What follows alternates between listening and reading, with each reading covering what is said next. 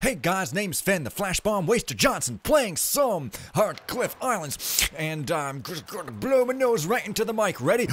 Cut. Okay, but seriously, now that I've got rid of Mr. Undeath here, I can look at the rat of Undeath. That is a ring that is falling through the sewers. Great, amazing, I frickin' found it. Okay, cool, great, okay. So I've got one potion of rat's blood, however, I think I'm gonna get another one. Because I think that this recipe book said for two. Yeah, two. I mean, I don't want to be wasting any blood of a dead rat here, do I? Yeah, and by the way, this is just like a big old corridor with some stuff in it. Here's just like, what the heck is this? I mean, oh my god. This is like directly leading to heck. Direct to heck airlines. Please pay us some money. Apparently, airlines are a stupid place to be nowadays. And there's like a thing in the wall. You know, it's incredible.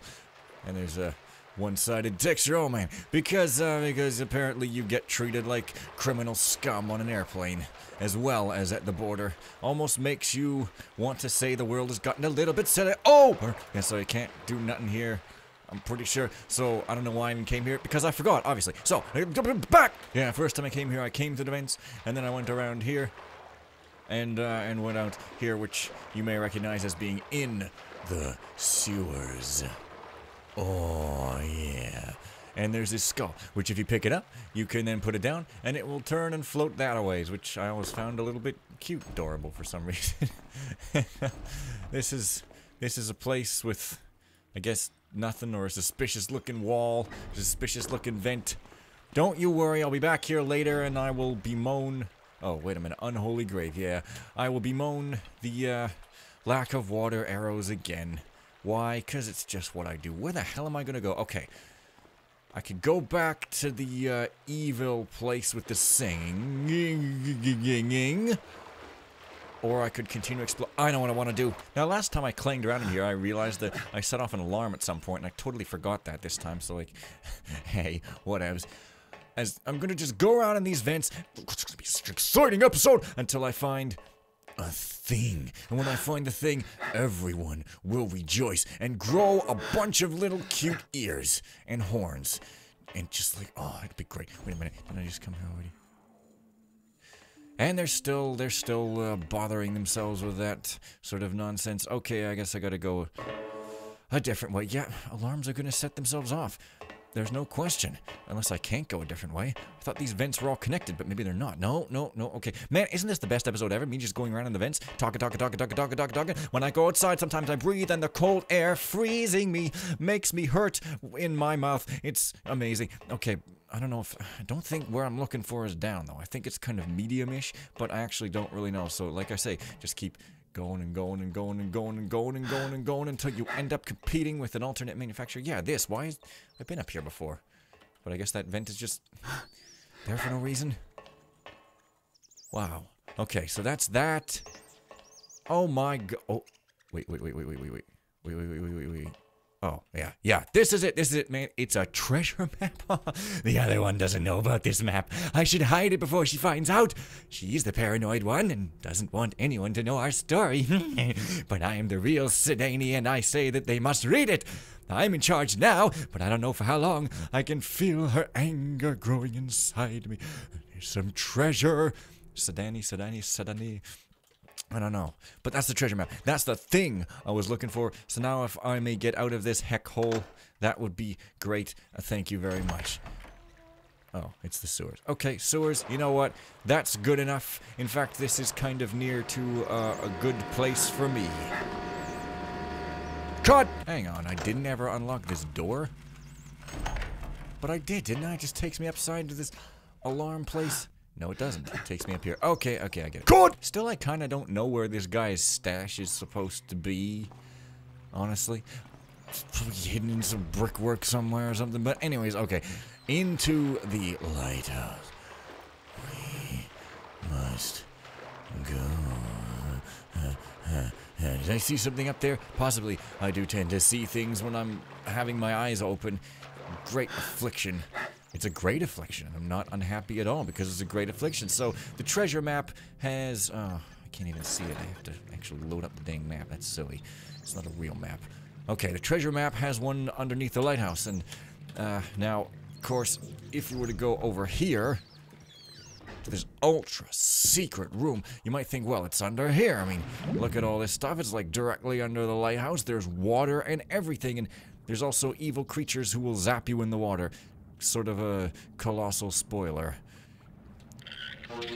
There's one of them. However, all is for naught in that direction. There's none of the treasure there. That's just an alternate way in or frickin' whatever. So you're like, okay, there's an X, so I guess I'll search this room. I guess you would say that randomly because you're psychic, and there's a switch there. And it's like, oh man. And then also because you're psychic, you kind of go in here and you're like, oh, there's one of the treasures. I mean, oh, it's one of the treasures. It's a pirate key part, looks like some stubby candlestick part, and then there's a pirate's tail part one. As a pirate, I sailed under the name of Captain Heartcliff, and talk like some sort of stereotypical male pirate, even though I'm female. My men and I were the most feared gang of pirates ever seen on a ship, competing only with the legendary Captain Goldthigh and her crew. We always knew where to find Goldthigh years of 1937, where to find the best loot, and had an almost unnatural luck when it came to avoiding the heavily armed ships instated by the city to deal with all pirates once and for all. With the competition, either killed or joining us, we got even more successful. Hi. Yeah, that's what you say when you're a pirate. So, you... The treasure. The treasure. Just like, oh, I'm gonna try exiting this lighthouse. Or quitting on some machines. It's a obscure reference. By this way, because, you know, hey, I don't know if I swear this used to be brighter. I'm gonna try to dodge and avoid this eel thing, because I do have paths that they go on. Shit. Well, so much for that. Well, anyway, that just takes you out to the water of the general vicinity, which you're much better off just diving in at the side, as demonstrated. However, this is something I forgot over here. Well, I didn't forget. But, like, oh man, this room, it's a horrible room. I'm not going into it, but I am gonna do it now. And oh man, I'll tell you why it's such a horrible room. But first, there's this secret here. Yeah. It's a secret there. And here's something or other. Elemental gems. I bought this map from a man in the streets. He smelled weird, and Esther thinks I got duped, but I'll show her. Those elemental gems the man talked about will be mine. She may be old and gray, but this beldam ain't dead yet. So, there's a map, and it's very, very, very precise, don't you worry. But I need the 4 elemental gems. Loot won't hurt. Loot always hurts. Okay. Weird. I found a small piece of gold when doing the dishes yesterday. It kind of looked like a large tooth. Maybe one of the guards chewed it off on the hard bread. My maid had forgotten to start the oven in time, so all we had was the hard bread. But is it really that hard? I remember old Derek had pretty big teeth. Maybe it was his. Darn it, now I'm crying, but I miss him. Why did he always have to be such a daredevil? Those undercurrents the warden is so proud of, as if, took him. But I guess he died as he lived. Anyway, I was going to put the gold aside, but I dropped it in the sink, and before I knew it, it was gone. Oh well. Yeah, I don't think I ever found that, but whatever. I had the weirdest dream last night. I had caught a dolphin and was trying to cook it by holding it with my bare hands over a dozen candles. Then the dolphin thanked me for all the fish and disappeared. The candles were still there, and in the distance I could see a coffin. When I got closer, I saw myself looking back at me through a hole in the lid. I know I'm getting older, but I'm not ready to die just yet. Tom offered to guard the food storage. Ha ha, yeah, I bet he would like that. The door's already locked, but my maid told me about that disgusting thing the guards found, so I prepped the door as well in case they decide to get smart. Now hang on. Coffin. When I got closer, I saw myself looking back at me through a hole in the lid. Yeah, that may be a thing. But hey, that's the not the horrible part of the room. The horrible part, this might not even be the horrible part, but man, okay. Ever since the new prisoner arrived, I've heard terrifying stories from the guards about people exploding and taff all down in the prison. Exploding? Nope, I'm noping right out of here. Thomas talked me into staying. Pay is too good to pass up. Oh well. I've been acting all silly today. I overheard 2 of the guards saying that my Thomas had brought a ring during his shore leave. I'm so excited! Thomas showed me his code machine yesterday. He said it was really hard to use, but it didn't seem that hard to me. Just put in the correct code, press the send button, and wait for an answer. He was so proud, and I didn't have the heart to not pretend to be impressed. He's so cute when he's like that, but he made me promise not to tell anyone how the machine works because they could ruin it, and he refuses to write a proper manual. Sometimes it worries me how stubborn he can be. Hey, that wasn't so hard. Just add a lot of adjectives, one-dimensional characters, some bad metaphors, similes, and a bit of, suggestive bedroom scenery, and voila! You've got yourself a best-selling melodrama of highest quality. I should be able to sell these stories, and then maybe I can quit this job and get started on a real novel. I did some research on preparing and handling a Hand of Glory, and it said that it borrows its personality from its previous owner, so it might not always do what it's told, so for each door, using a Hand of Glory can be a gamble. But once you've learned its personality, you'll find that it's quite consistent. Unless the lock has been prepped, of course. The spoken part of it can also attract unwanted attention if the thief is not careful. Luckily, I don't need that level of realism in my story. The will of a lousy horse beater doesn't amount to much, and everyone is sleeping anyway, so they can't hear a thing. I hid my other notebook so no one steals my ideas. Do not steal! Okay. Boren let me read some of his ongoing work today. Gwen thinks he's just an arrogant byblow, but I think he's great. I wish I could one day be as good a writer as he is. Sophia is still sleeping and I should get down and get the oven started, but meh, it can wait. I'm too tired. Wow! Thomas and I kissed today! Well, Thomas and I kissed today. We were up in the lighthouse and admired the view. On a sunny day, you can see as far as the southern islands, or the edge of the Dromed map. My heart were like skipping a beat when he held me. It was a whole new sensation I've never felt before. I don't think he got my reference, though. Maybe he doesn't even know what a banana is. Well, that makes my gift to him for our anniversary even better. The infamous Captain Goldthigh was apparently imprisoned here when the Hammers were running the place. According to legend, she always carried with her a golden cane, shaped like a thigh bone, but no one ever found it. The Hammers tried their best to make her talk, but she took her secrets with her when she died. What if I could find that golden bone? Where everyone else has failed, I will prevail! Finding it would definitely give Thomas and me a good start. Captain Goldthigh's remains should still be here somewhere, and the old bones can hopefully give me a pointer on what to do next.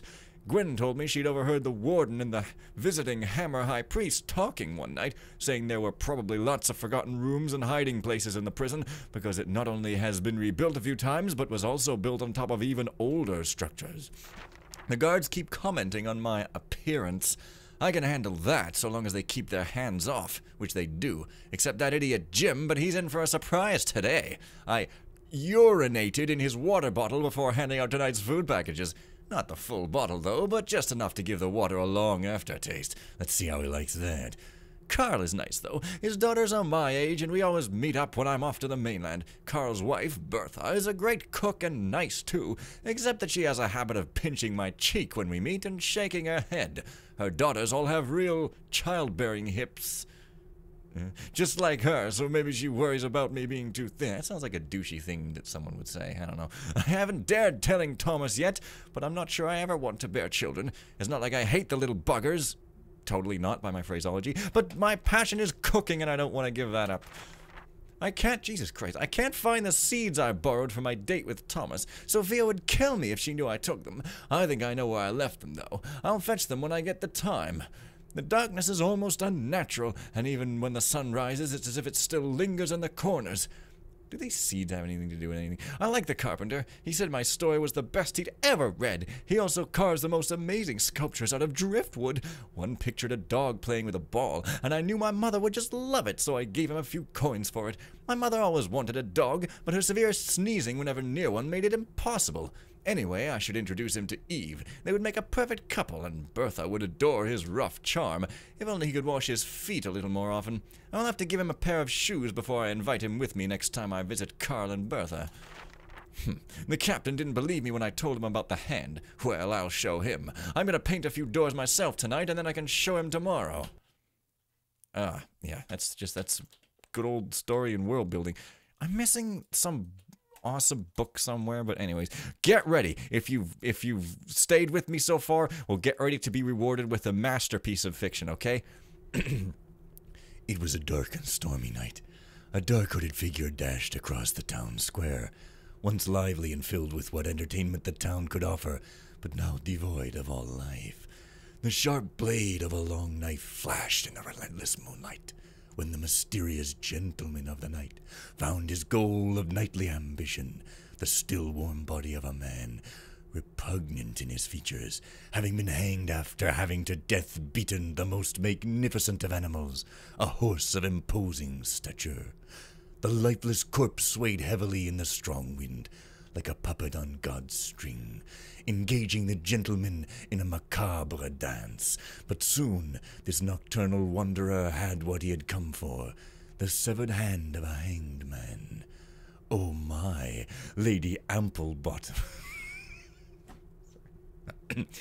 Lady Amplebottom had just woken up from a most peculiar dream, of which her societal elevation forbade her to speak, and was out on her beautiful balcony to get a whiff of that cool and enticingly aromatic air the night always seemed to bring in from the vast seas, with promises and echoes of another world. The wind caressed her hot cheeks like the soft-spoken words of a first lover. The mere thought made her tremble in a way she could only allow herself in the privacy of night. She was admiring the silvery moonlight and twinkling stars in the infinite skies above, when something caught her attention. For a second, she thought the shadows had moved far below, beyond the distant trees surrounding the town square. But then, nothing. Had she just imagined it? Oh no, there it was again, a most determined shadow moving towards the gallows in the center of the town square, once lively and filled with what entertainment the town could offer, but now devoid of all life. Oh, how she wished she could be intruded upon by such a mysterious man, sneaking into her abode like a thief in the night, holding her in his strong arms, keeping her safe from the world outside. Oh, how inquisitive her friends would be when she showed up with her pale skin glowing as from a fire inside her belly, and cheeks blushing when their jealous questions would never cease. Meanwhile, the dark desire of Lady Amplebottom's forbidden fantasies moved back to his place, high above the streets, a room in the attic above a butcher's shop. When visiting the city for one of his many adventures, he liked to move around unknown, with no one ever knowing his true identity as the sole heir of the imperium of the late Lord Wayton, who had taught him well in the most diverse of faculties. His current thrill was obtaining a hand of glory. Not that he needed it. He was more than proficient in the art of lockpicking. But recently he had gotten bored of the ease with which he forced his entrance, and thus he wanted to try something new. The process of preparing a hand of glory was slightly gruesome, but that was just added to the thrill and helped to build the character necessary for expanding his business. Fear was an important part of doing business, and cutting the hand off of a dead body was one of those things that would reflect in his steel blue gaze and make his contacts fear him without even knowing why, which was so much the better. They were all good men, well-educated, well-versed, and he liked doing business with them, but his father had always taught him that business was much like war, and in war anything goes. She couldn't help but let out a soft moan when she saw him standing there in the hallway outside her bedroom, tall and handsome, mysterious, like in the cheap novels she used to treat herself to before going to bed. She had accidentally bared her ankle when hastily sneaking out of her bedroom to investigate the locomotion that had awoken her from a light sleep, filled with dreams that now made her blood rise, but she made no effort to cover them up. Such was its magnetic charisma affecting her. As tough as he was in business, as gentle he was in the art of love, gentle but still firm, he came closer still, and so on and so on and so on and so on. Yeah. Anyways, hope you guys all have a very pleasant night, and bye for now.